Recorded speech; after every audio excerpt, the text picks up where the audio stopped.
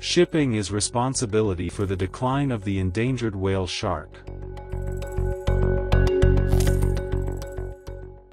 More than 90% of whale shark movements fall under the footprint of shipping activity.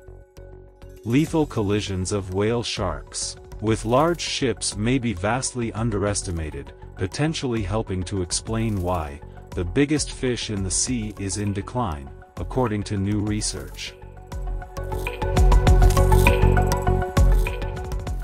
Collision risk with marine vessel traffic is only starting to be recognized as a serious threat that may require mitigation efforts, and it's important that New Zealand take this seriously, says Dr. Mark Erdman, of the University of Auckland and Conservation International, who was a co-author of the study led out of the UK. There are plans to start a whale shark tagging program to better understand this endangered species' movements in Aotearoa's coastal waters.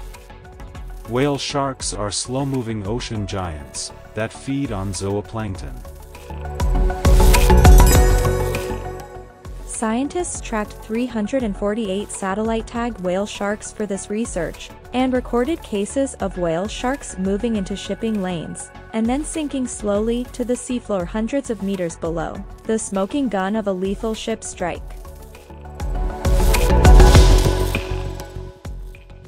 Our results point to potentially high levels of undetected or unreported ship strikes, which may explain why whale shark populations continue to decline despite the protection and low fishing-induced mortality. Slowing ships would cut the threat of lethal collisions, reduce sound pollution that harms underwater creatures, and lessen greenhouse gas emissions.